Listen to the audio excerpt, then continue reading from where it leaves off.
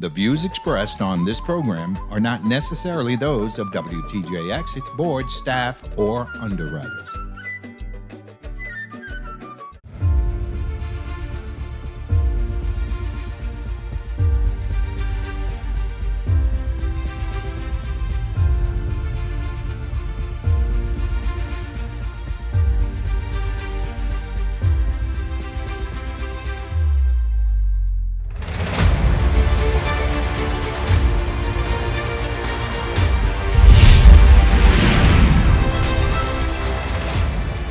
Thank you for joining us for another episode of Recovery in Focus. I'm Adrienne Williams-Octalien. Since the 2017 storms, the Territory has employed multiple initiatives to contend with capacity issues while reconstructing after Irma and Maria. As of October 2023, the GVI is poised to receive upwards of $15 billion to fully recover from the damage. This is nearly 3 times the Territory's annual gross domestic product before the onset of the recovery. To accomplish this, we need skilled workers. In this episode, we will discuss how all of the recovery partners, both public and private, are working to reduce the estimated 5,000 to 7,000 worker shortfall as we continue to rebuild. But first, here's the most recent news on recovery projects throughout the Territory. From the WTJX studio on St. Croix, I'm Larissa Ellis. A $714,000 recovery project funded by the United States Department of Agriculture is nearing completion in Frederiksted. The Virgin Islands Department of Health's contractor, Heights Construction, is 75% complete with Phase 1 repairs to the WIC building on St. Croix. So far, demolition of the interior, exterior painting, and flooring, as well as the plumbing, electrical, and HVAC systems are complete. Before the end of the year, the furniture, fixtures, equipment, kitchen, and playground will be done. Phase 2 focuses on resiliency, utilizing a $213,000 grant from FEMA's Hazard Mitigation Grant Program. The Department of Health will install impact-resistant windows and doors, a wind-resistant roof system, and AC straps to the Frederiksted WIC building. Phase 2 completion is expected in the second quarter of 2024. The Virgin Islands Water and Power Authority's $95 million Watsilla Generation Project, funded by CDBG-DR, sailed through a real-world test recently. Power Systems Director of Project Management, Shavante Marsh, explains. During the month of September, the Watsilla Phase 2 engines completed a successful real-time test, where they played an instrumental role in restoring power during an island-wide outage in the St. Thomas-St. John district. After the successful black start of the Phase 1 engines, the Phase 2 engines came online, operated in droop, and maintained stable power frequency, which allowed the authority to restore customers on several distribution feeders while working on restoring additional generation capacity. This was a pivotal moment for the Virgin Islands Water and Power Authority, as it emphasized the essential role that the Watsilla Phase 2 dual-fuel engines and the battery energy storage system will play in maintaining stable and reliable power in the St. Thomas-St. John district. What's next for the Watsilla project? We intend to complete the LPG interconnection as well as the commissioning activities on the battery energy storage system. Our intention is to have the engines and the battery energy storage system online by the close of 2023.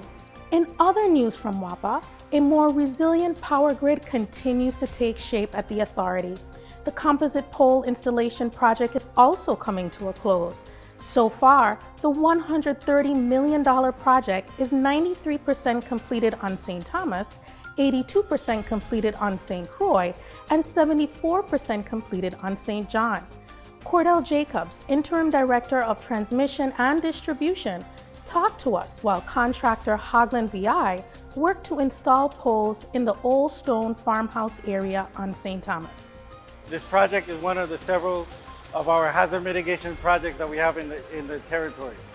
The composite pole, they're rated to withstand 180 mile-an-hour winds. Each pole location goes through a wind loading analysis to ensure its capabilities. They also come with a 41-year warranty against windstorm events.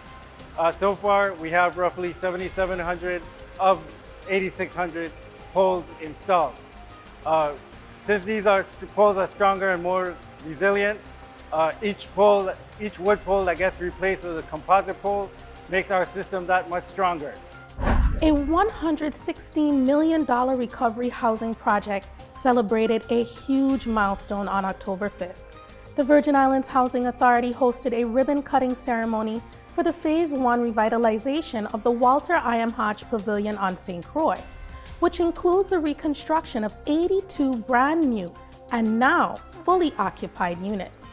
Housing Authority's Executive Director, Robert Graham, shared details on what's next for the Frederiksted housing community.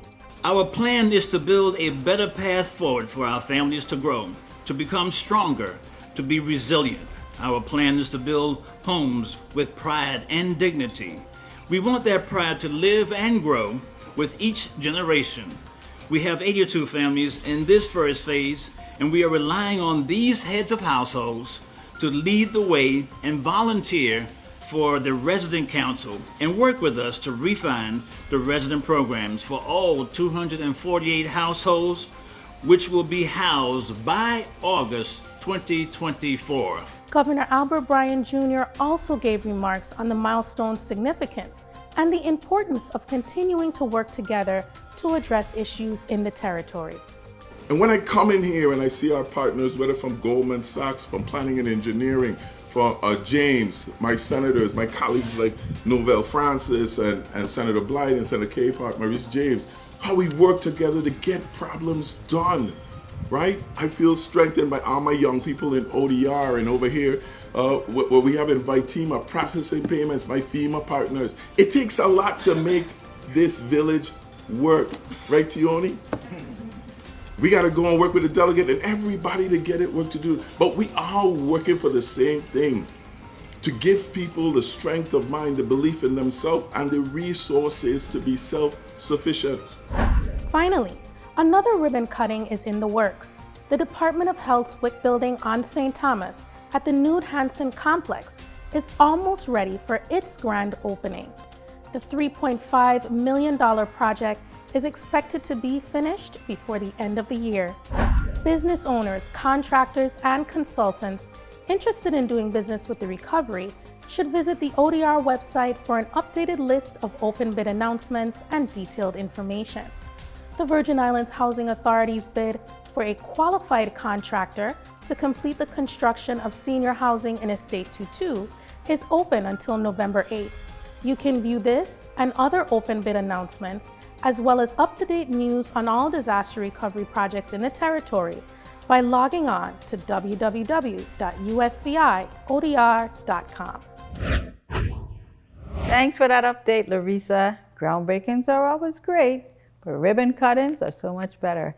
I look forward to these upcoming ceremonies. Well, there's absolutely no time to waste. We have a jam-packed show ready for you, starting with this episode's guest. Joining me on the set is Gary Molloy, Commissioner of the Department of Labor, Michael Carty, Chairman of the Virgin Islands Workforce Development Board, and Dr. Monique Faulkner, State Director of Career, Technical, and Adult Education.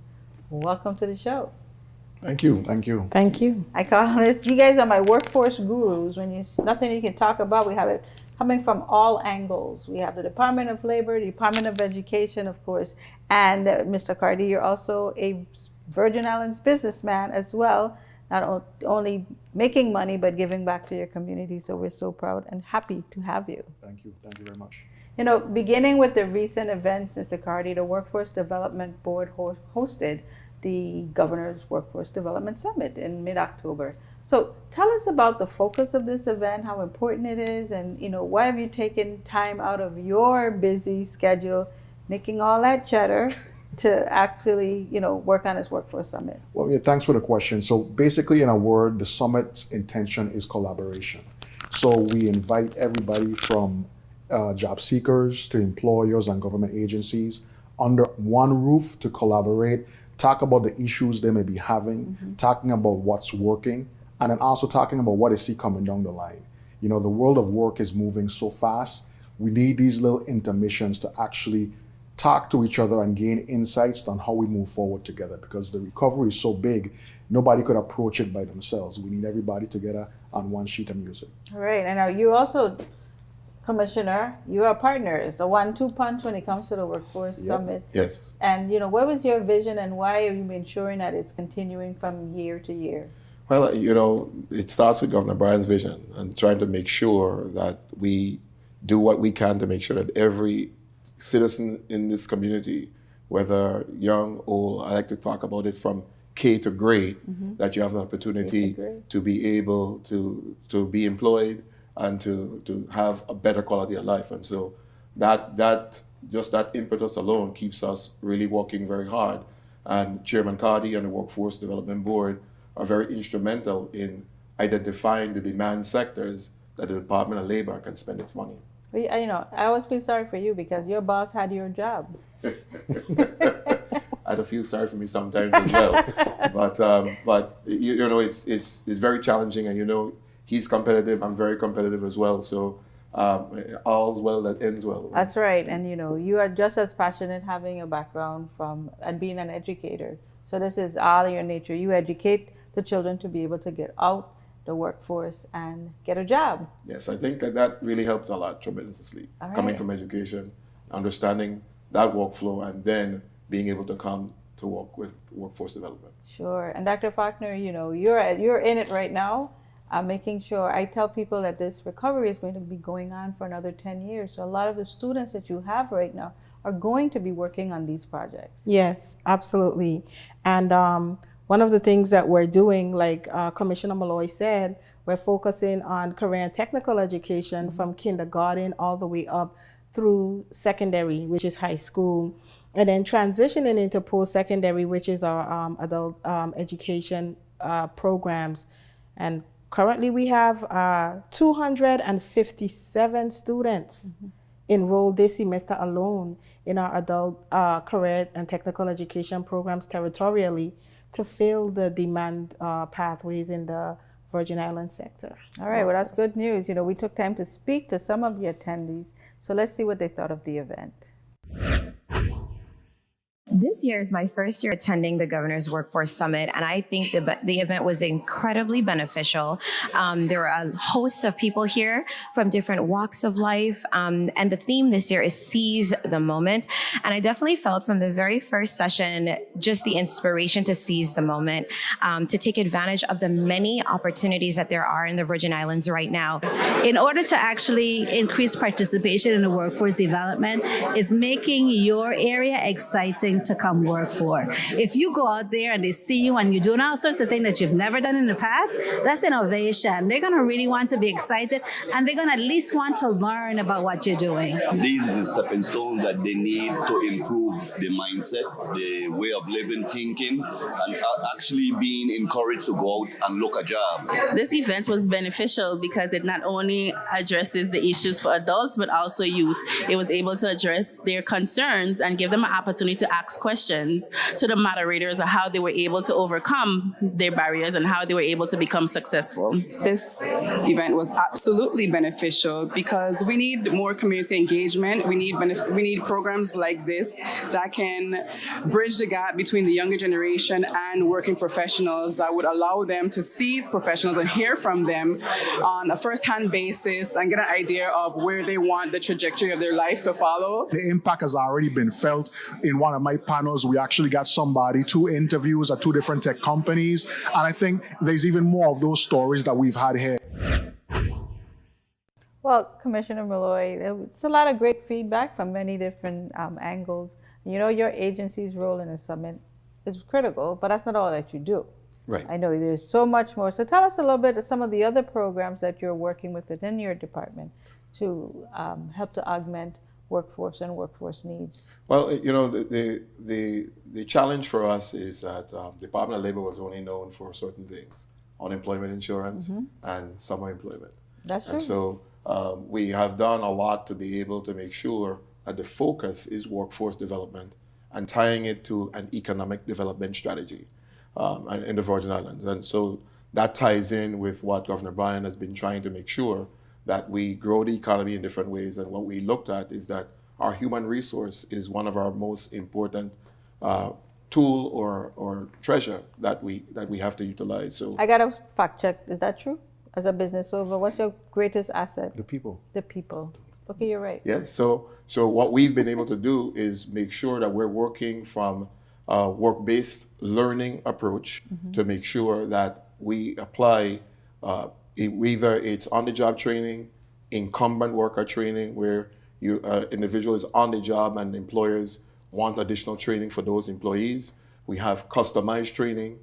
We have that leads to apprenticeship programs, and so we've been making sure that our services span the entire gamut of the work-based learning atmosphere. So a lot for us, the focus you're going to see is workforce development, even though, again, unemployment insurance is there, workers' compensation is there, labor relations, and all the other things that the department has to really work on. Fantastic. So I know that the CDBG DR program provided funding for the Department of Labor to provide skills training because of the anticipated amount of work and jobs that's going to be created by the recovery.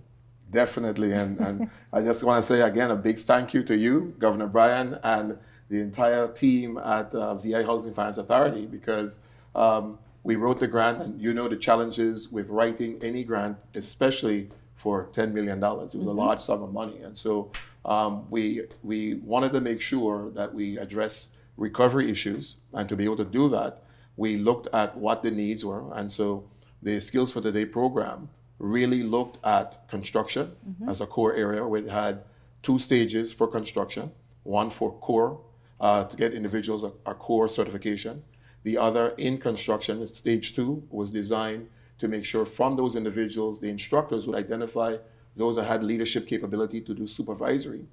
And then, of course, we had the non-construction areas that focused on work-based learning in hospitality, IT, healthcare, and marine. Wow. So, you know, how did you work with the Department of Education? Does the Department of Education have a role in this, or did you have outside service providers? How was that actually provided to interested persons? Education always has a role in everything we do, because we looked at their portrait of a graduate and we map their portrait of a graduate to what we call our ONET codes or occupational codes to make sure that the skills are in alignment. But in terms of moving the Skills for the Day program forward, we had to get a project manager, because we recognized that the Department of Labor could not do it on our own without having some outside help. So we put out an RFP. We had 9 respondents to that particular bid.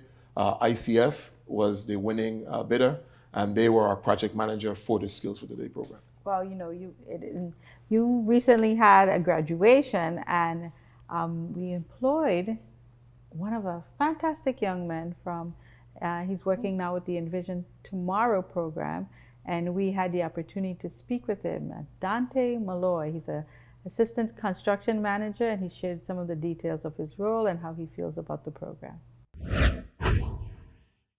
I started with the agency a little over a year ago.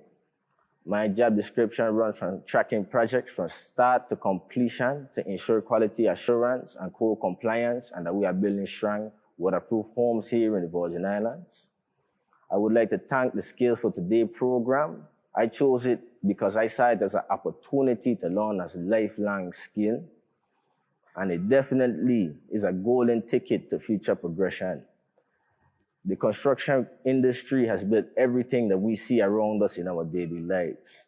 So the opportunities are definitely endless, especially in disaster recovery, being the fact that we experience disasters here, and we never know when they could come once hurricane season is here. So I would like to thank Skills for Today, as well as the Department of Labor, for the opportunity. It was a free opportunity. I encourage all the future generations to take part in the training and invest in yourself, because you are the future, and it's very important that we take that into consideration going forward. You have everything in front of you that you need. Oh, wow. I mean, how does that make you feel? I'm beaming like a proud dad. It just happened to me. You guys featured my son. Wow. Yeah, he was one that completed the electrical component. So in line with we call it a graduation ceremony, but what it really was a ceremony to recognize the hard work of those men and women and the sacrifices that they made to be in the program. Because while we're saying it was free, the individuals completed the core construction, which took about 3 to 4 weeks to be able to complete. And then the craft training took about 3 to 4 months to complete. So they received national certification, level 1 certification in electrical, plumbing, carpentry, masonry, and they received arc welding, the American arc welding certification for welding. So we were able, in the St. Croix program, we were able to recognize 174 individuals from the District of St. Croix. In the St. Thomas program, we were able to recognize 27 individuals. Totally, the Skills for Today program, where we were initially set out to train 680 individuals. We ended up training 837 individuals, of which 428 came from the construction area. So we have a lot more individuals in the workforce now that are eligible for the workforce, that can help reduce that number from 5,007 to 5,000 number of individuals that we are short. We know we've added significantly more to that. There's 428 more individuals that can help this recovery process. All right, well, that's the whole point of it. And once we take them, we train them, then they get on the side for being able to get employment. Yeah. And I know you've done something like this on your own before to be able to provide training and then employ them after. So what are some of your responses to what you've just heard? I think it's a great thing, and I think it's something that we don't need to just do once, but we should do it every year for the next 10 years, because we need great investment into the workforce. A lot of it has been taken for granted for a long time, and we've just assumed it'll just do its own thing. But right now we see the effects of it, where we have all this opportunity, but not enough people that are skilled enough to execute. So Skills for Today needs to be every day, every year for the next 10 years. I hear that. $10 million. We got $10 million. $10 million. That's correct. Dr. Factor, how does your office and the programs at CTEC differ from Skills for Today and some of the other opportunities offered by the Department of Labor?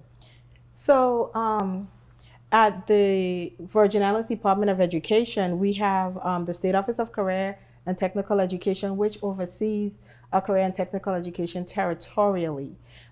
In addition to our secondary programs in our high schools, which feeds into the career pathways that our Whitley Skill Center, Raffaello Whitley Skill Center in the St. Thomas District and CTEC in the St. Croix District have. We have our Raffaello Whitley Skill Center and CTEC program that actually is starting to feed into the University of the Virgin Islands pipeline. So what we have is more programs, robust programs that align with the demand sector pathways in the Department of Labor, because career and technical education is the nucleus of economic development. You know, every career is a CTE program or a CTE focus program. There are 16 career clusters, and under each of the career clusters, there are different careers with occupational entry and exit points for everyone in the economy. And so what we do at the Virgin Islands Department of Education is we feed into the demand career paths that's identified in the Virgin Islands, in the St. Croix and the St. Thomas St. John District through the Department of Labor. Currently we have 19 programs at the Whitley Skill Center in the St. Thomas District, and we have about 5 right now ramping up in the St. Croix District, with 6 more coming on board next semester, which is the January semester. So we are really working collaboratively and pushing ahead to get these programs out here. Wonderful. You know, I know the Whitley Skills Center, these are all projects that had damages with the recovery, and we're working again. Dollars were invested to bring the facilities so you can get the programs in to help all of the residents of the Virgin Islands. Well, this wouldn't be a Recovery in Focus show if we didn't talk about progress. While getting updates on priority projects in both districts, we also spoke to the contractors and how they are tapping into local workforce and their efforts to meet the federal and the local guidelines for hiring and apprenticeships. Right now, schools and housing are a couple of the sectors that are at the top of the list, and the progress at the new Arthur Richards PK through 8 school is a hot topic. So we're going to start there, and we caught up with a couple of the familiar faces who are at the MCN team. Christian Duffy is a superintendent, and William Matthew, quality control manager. They gave us an update on the details on what they're doing to ensure that we are engaging with local laborers and subcontractors. Take a listen. MCN is proud of the progress on the Arthur Richards project. Currently, we're in the process of pouring concrete for the cistern walls and the utility building mat slab in the coming weeks. MCN's mission is to build spaces that empower the communities we serve. Massive capital investments like Arthur Richards can provide immediate economic empowerment. MCN understands its responsibility as a general contractor to promote economic development around our project sites. Whether mandated by contract or not, it is our mission to better the lives of our neighborhood. Adhering to Section 3 requirements is an integral part of our mission. Working with underserved businesses and individuals in our community is a part of our core business practices. We do not build a job without seeking businesses and individuals that are in that neighborhood that we're building. MCN has rooted itself in St. Croix. Our team is composed of a mix of native islanders and other residents with support from experts from Washington, D.C. Furthermore, we have hired our first intern from the University of the U.S. Virgin Islands. Our team is constantly networking to identify individuals and businesses that are interested in working with us. We have held in-person, virtual, and hybrid subcontractor outreach events to get the word out for this project.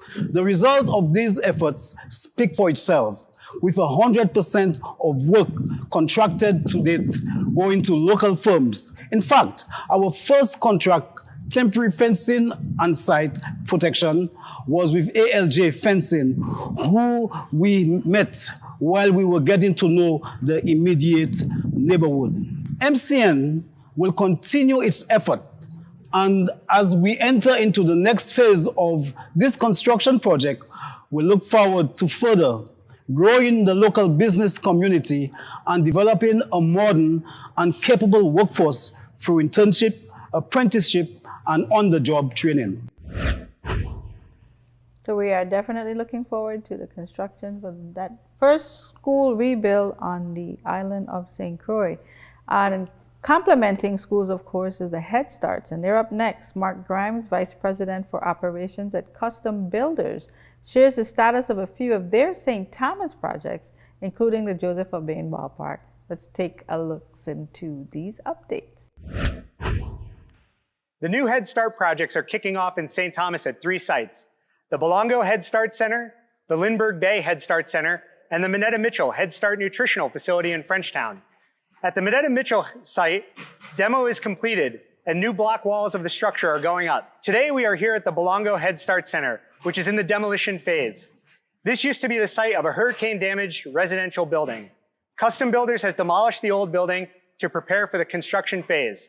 The sorted debris is slated for reuse and recycling. The large white bags you can see on site is waste that will be disposed of off-island. The new facility will be a hurricane-resistant, all-concrete structure. The new building will house Head Start offices, a training center, and 4 new daycare rooms. The Joseph Urbane Ballpark and Tiny Tots Playground in Frenchtown has been a success for Custom Builders and the community. If you or your kids participate in one of St. Thomas's sports leagues, the first thing you will notice is a new state-of-the-art Musco lighting system. It really improved the field of play as well as watching a game. Other improvements to the field include a new scoreboard and replacement of more than 200 feet of fencing surrounding the field. If you come to watch a game, you will see that there is a new roof over the concession and restroom area. The project is in its final phase as we await the arrival of new bleachers for the seating area. Okay, you need a scoreboard, right? Yes. That's the first thing of everything. You come and you make sure when you come to watch the game that you actually know what the score is. That's right. This is, hats off to the Department of Sports, Parks, and Recreation for a lot of the work that they're doing, and also the Head Starts. And can you pass the area in Belongo? You've been able to pass that way and see? Not as yet. Not as yet? Okay. Dr. Faulkner, no? No, not No, as yet. I did new assignment. Go out and make sure you make sure that all of that rubble is gone and you're making way for the new construction of the Head Start. You know, he also shares how custom builders approach to navigating federal requirements like Section 3, which mandates to the greatest extent possible that companies employ, train, and contract low and very low income persons. Let's listen. Custom Builders is proud of our local workforce and to participate in the Section 3 program. At Custom Builders, we see Section 3 as a win-win-win for the worker, for Custom Builders projects, and for the community. It is our priority to hire locally from the community and to grow and promote our employees from within. Local construction jobs are critical to the community and to recovery. These are jobs that are in high demand and will continue to be into the future. These are not minimum wage jobs. These are real opportunities to develop a career and build a life through a meaningful job in the construction trades. For Custom Builders, these ongoing recovery projects are also a great opportunity from a workforce development perspective. Often these jobs are long-term or multi-year projects where entry-level employees will have the opportunity to experience a project from start to finish and to see and learn a variety of skills. Learning and acquiring skills on the job creates a pipeline for further development, and these recovery projects are a great vehicle for this. Section 3 benefits the Virgin Islands community and magnifies federal investment through these projects. As we recruit and grow our local construction workforce, we reduce our need to bring in off-island labor. At the same time, with each project, the territory grows the number of construction workers and increases the skill of those construction workers through experience. Custom Builders is excited about the opportunities these projects present.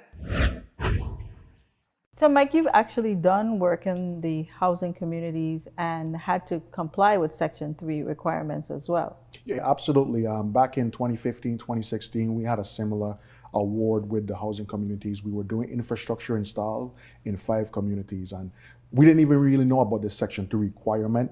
It was just our intention to take people from the same communities that we were working in and actually have them help deploy the project. We did that on St. Thomas and St. Croix at 5 different communities. And it's a great impact to their learning and well-being, because if they did a project in the same community that they're living in, they have a sense of pride every time they walk past it, you know? Yes, absolutely. You know, with the federal dollars, there's the requirement for Section 3, every Davis-Bacon, all these different requirements, but it's good to see that our contractors are getting the hang of it and not just looking at it as like, oh, it's a regulation that it's a real pain in the butt, but just seeing what the benefits to the overall community and to them, because he said, you know, I zoned into one of the comments he made that we don't have to hire as much off-island workers because we're able to train the people who are actually here. And I'm happy to hear that, because the Department of Labor is watching, and we're actively involved with all those contractors, Custom Builders,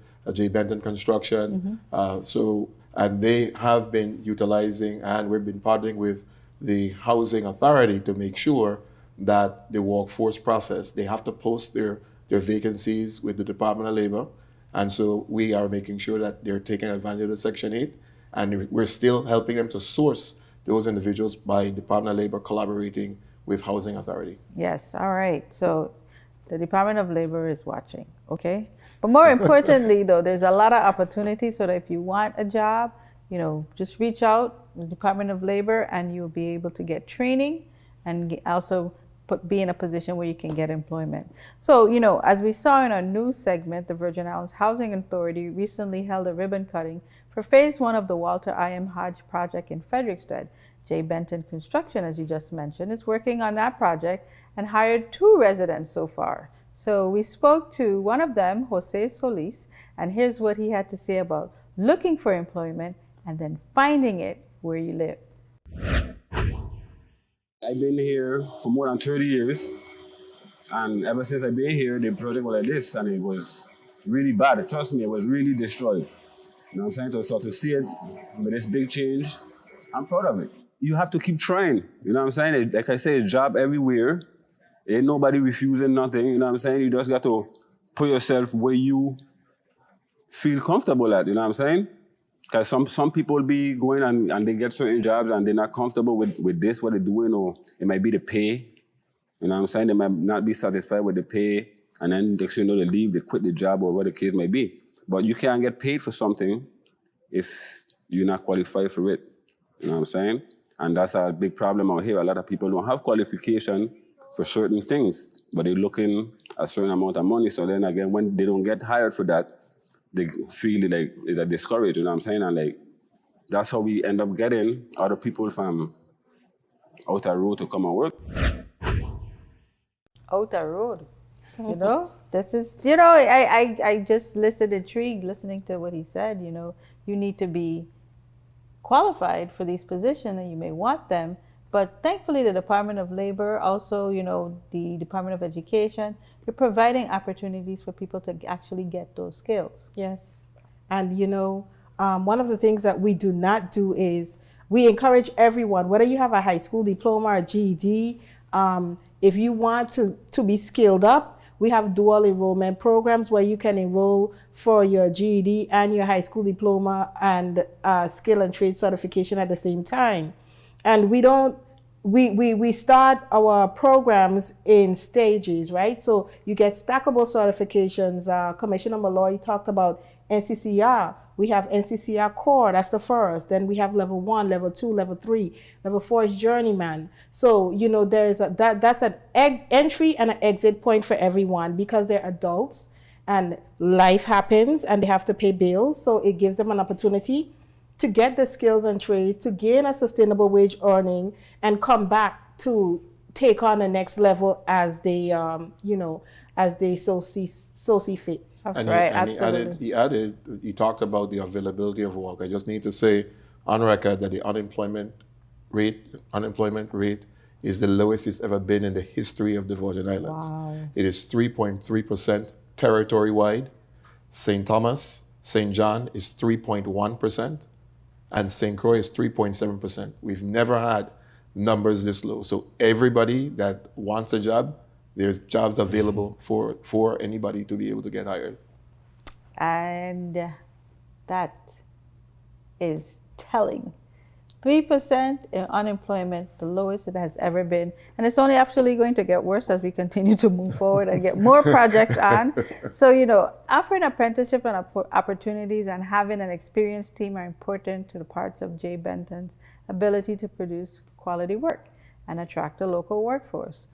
Colin Susi and Chris Ferras from the project management team told us why and how they get it done. I think the Virgin Islands, just like anywhere else, quality attracts quality, whether that's the quality of work that we're going after and the quality of work that we put in place.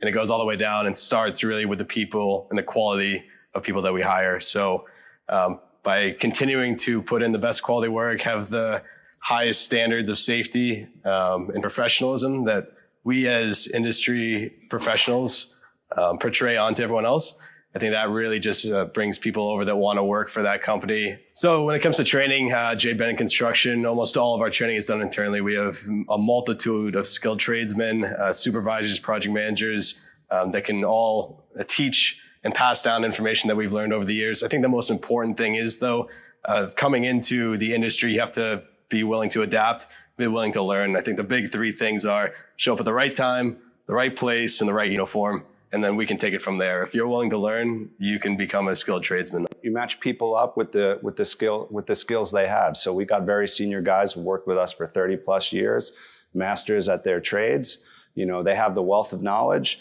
You know, through the apprenticeship, you know, they're going to go through the process and, you know, over a course of time, pick up those skills piece by piece.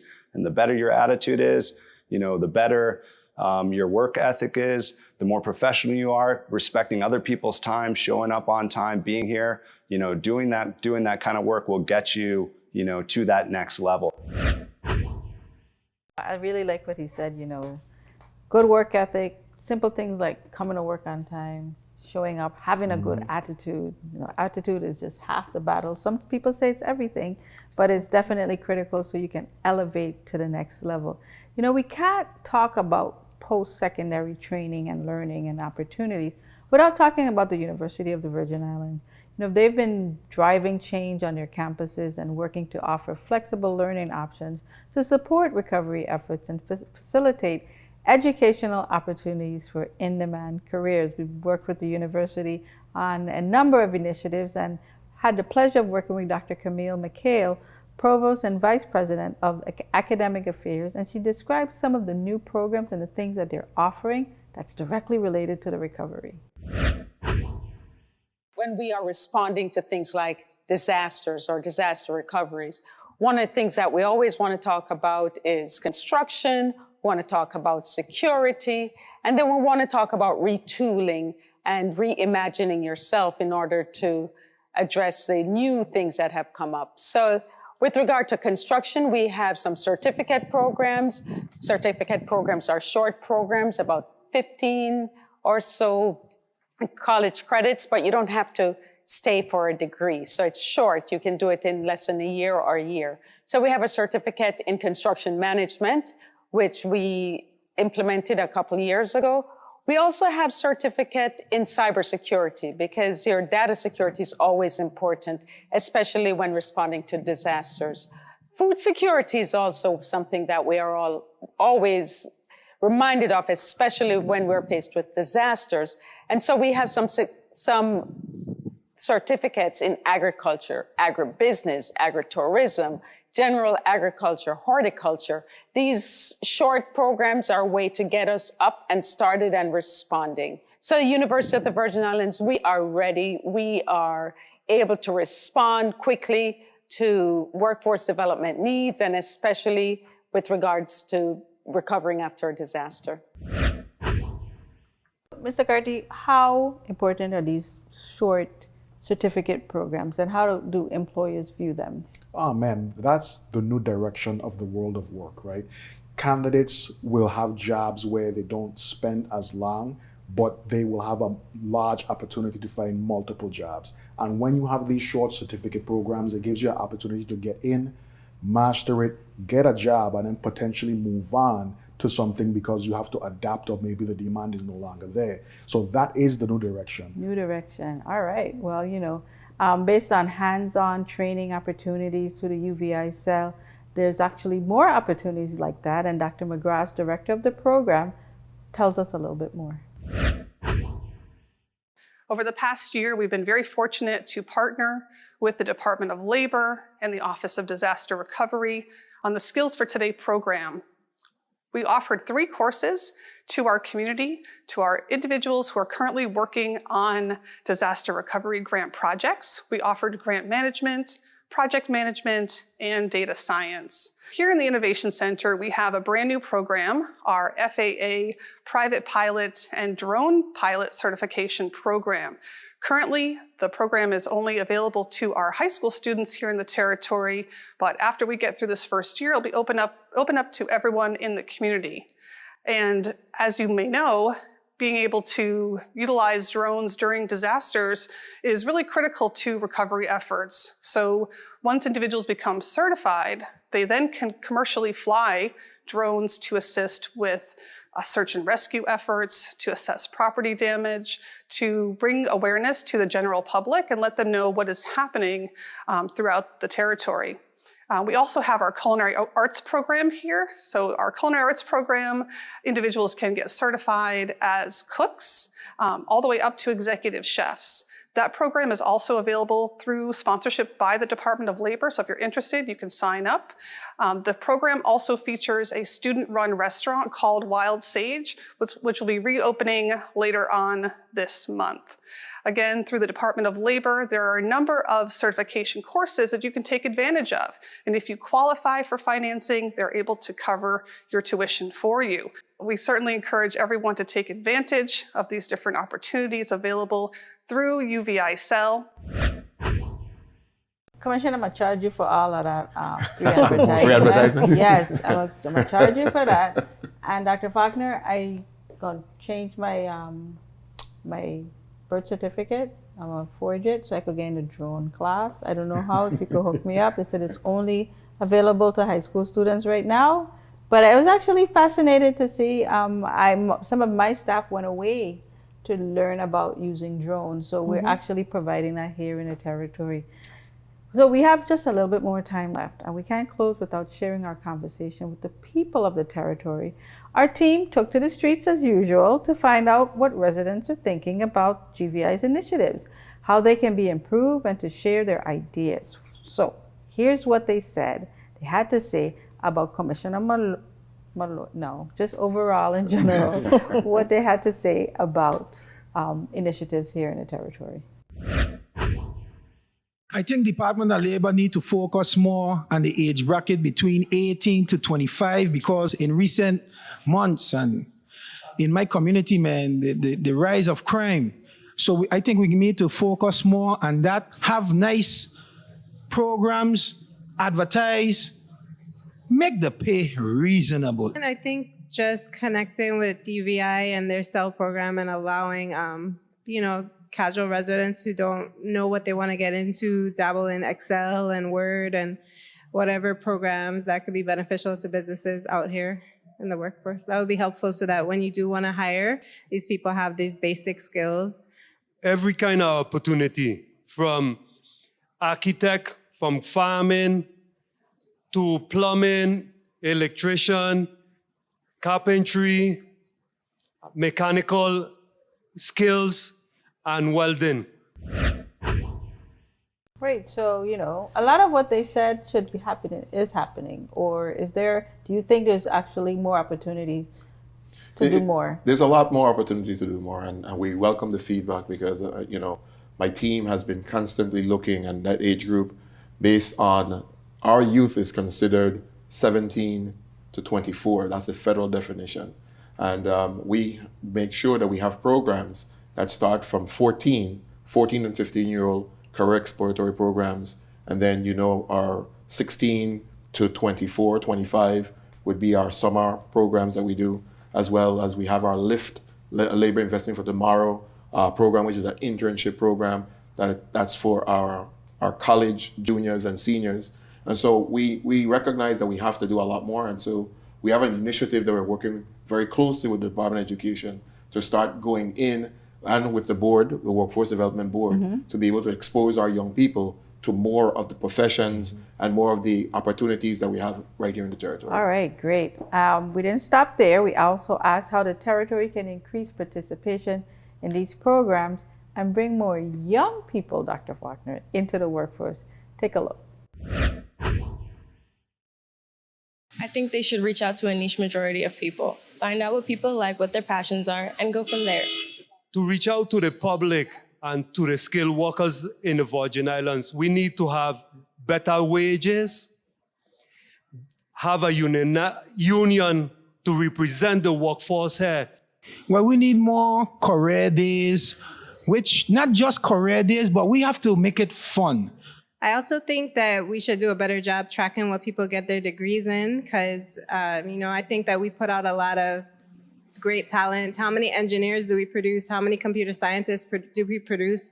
When people want to hire, there should just be a database to be able to call somebody and say, hey, do you want to come home? We have a great job for you, versus having to bring somebody from the mainland who only comes and stays for 1 year because they're just not used to the culture and the environment.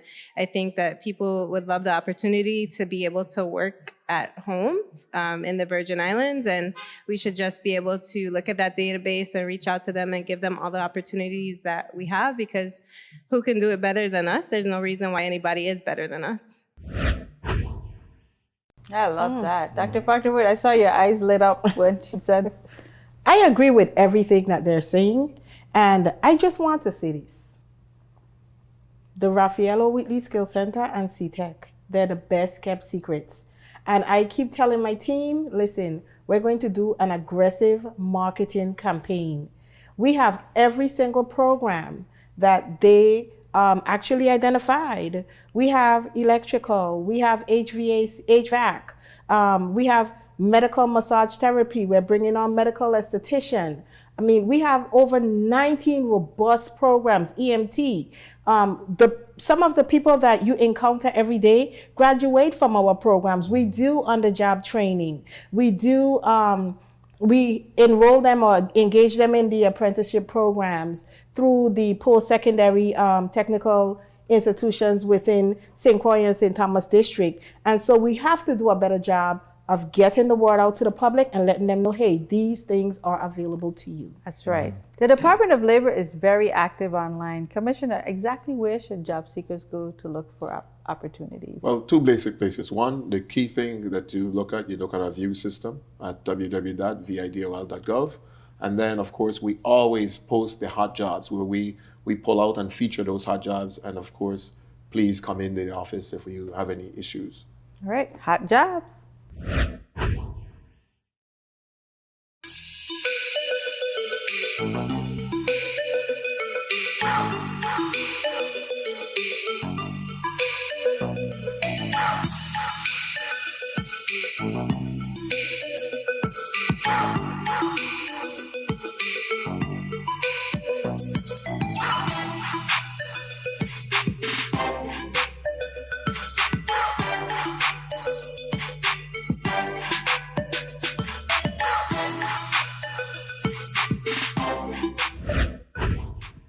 Well, you know, if you're looking for a job, make sure you check out those hot jobs. We spoke to Governor Albert Bryan at the Workforce Summit, and I think it's very poignant to close with his comments. Take a listen. It's up to you. You got to make the decision to seize the moment, to grab what is available to you, whether it's free education, free training, opportunities to start an apprenticeship in the workforce at any level. But keep an eye on the vision of where you're going. Those opportunities are available today in the Virgin Islands, and they're going to be available for a while. So exposing them, inspiring people to do more and to seize the moment is what it's all about. You're absolutely correct, Governor. And we hope that this episode, got my tongue all tied, inspired you to seize the moment. Or maybe it inspired you to just encourage others, that person that you know, your cousin, a friend, who just needs a little push to get started. I am so pleased to have all of you today talking about something that is very near and dear to us. We're expecting $50 billion worth of construction over the next maybe 10 years. And we need to make sure that we have the workforce, make sure that we have the people in place, make sure we get ready by training and making sure folks are aware of a lot of the opportunities that's out there. I know that's a challenge for us because we hear them saying, well, you need to have this, you need to provide more of this, and these services actually exist. Like, for instance, what you're over there doing at CTEC, Dr. Faulkner.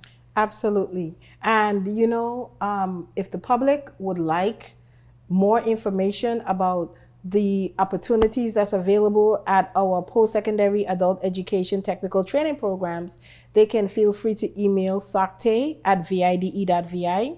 That's SOCTAE@vide.vi, or give me a call, 340-774-0100, extension 8901. Okay, we're going to call Dr. Faulkner. And mothers, if you have that son who may be on the couch, or wives, if you got that husband like this little demotivated, make sure you call them. Bring them.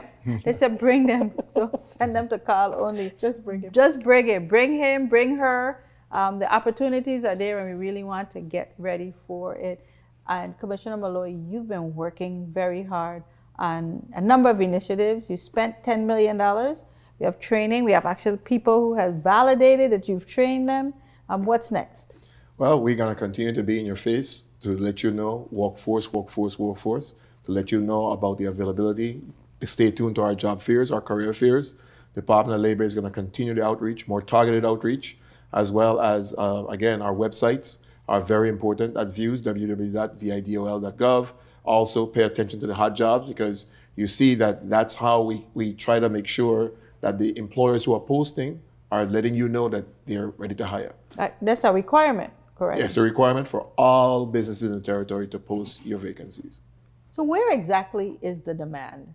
The demand right now is in construction, again, based on the recovery and all the projects that are existing, as well as hospitality, as well as IT, healthcare, and marine industry. So those are the major areas where we're seeing an influx. Sure. And from your vantage point? Well, the one thing I'd like to say is that everybody qualifies for success, right? But not everybody knows the path to take. A lot of the programs that we detailed here I would say today is a guaranteed path to success, not just because of the type of programs they are, but the timing that we have now in the Virgin Islands. We have more opportunity now than we've had in the past 50 years. So any of these trades and programs is a guaranteed path to success today. Right. So, you know, we're looking at lots of opportunity, lots of training, willing people, motivated within these departments, the government, the governor, wives, mothers, everyone, getting ready for the transformation of this territory. You know, the data says that we're going to need about 5,000 to 7,000 new workers, so that if you get the unemployment rate down to 1%, you still need 5,000 more workers. So let's make sure that today that we take advantage and prepare and get ready for what's coming, because it's not about luck. How you define luck is like when opportunity meets with preparedness, and that is so critical. We appreciate all of you for tuning in and joining us for another informative discussion on the next episode of Recovery in Focus. But until then, for more information, you can visit us online at usviodr.com, and you can also keep the discussion going at facebook.com/WTJX. Thank you for watching. We'll continue to build a legacy of resilience.